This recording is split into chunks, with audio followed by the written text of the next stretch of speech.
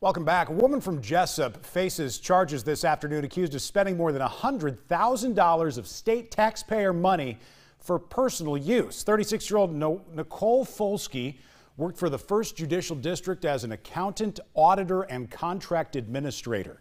She was responsible for facilitating grants and programs for juvenile clients and making purchases to fund those programs.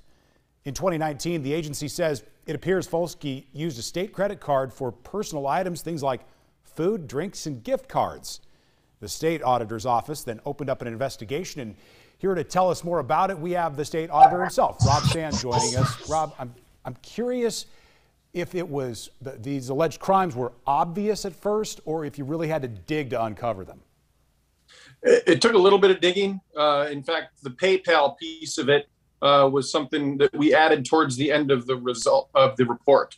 She had made a great deal of purchases of gift cards, and we decided eventually to dig in and see where those gift cards were going. Turns out about $100,000 of it was going into her own PayPal account from gift cards from a variety of vendors. So did have to do a little bit of digging in this one. So you're not talking about Visa or MasterCard gift cards. You're talking about like stores?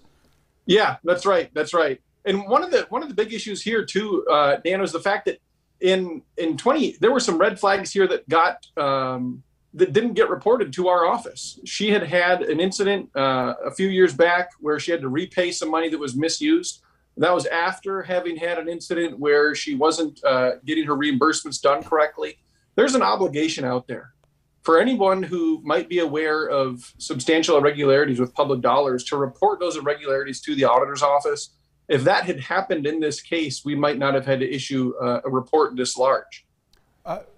Auditor Sand, this is the case of a person who's got auditor in their job description. Is it odd for your investigators to be going after quote unquote one of their own? I guess you would say it's odd, but at the end of the day, that's part of the integrity of the work that we do. I don't care if you are a Democrat or a Republican. I don't care if you are an auditor or not. If you're misusing money, you ought to be held accountable for it, regardless of any of those things. What matters is truth and integrity and accountability. You know, people are out there doing this, and we never know that it's happening until the person is caught, right? So do you lie awake at night and wonder who's out there doing it now that you just don't know about yet? You know, no. but here's part of why. Human beings are broken, every one of us. We aren't necessarily going to embezzle money, but none of us are perfect. And this is always going to continue. We need to build better systems to discourage it as much as possible. We need to do a better job of not giving people opportunities to steal money. And we need to do everything we can to reduce the amount of theft that we have. But at the end of the day, that's why we have a judicial system. That's why we have a state auditor, because we need to hold people accountable when they do this kind of thing. Well, speaking of accountability, you would think the laws on the books that punish people if they're convicted of something like this would be a deterrent. So what sort of charges did this eventually lead to?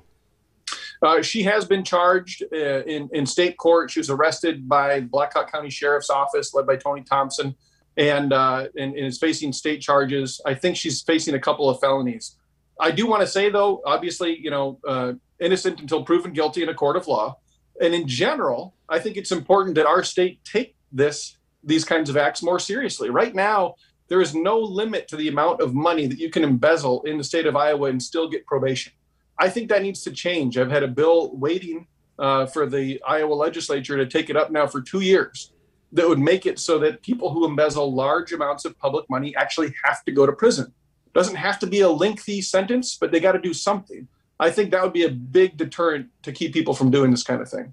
State Auditor Rob Sand, thanks for joining us on the program this afternoon to update us on this particular investigation. We're back with Ed's full forecast right after this.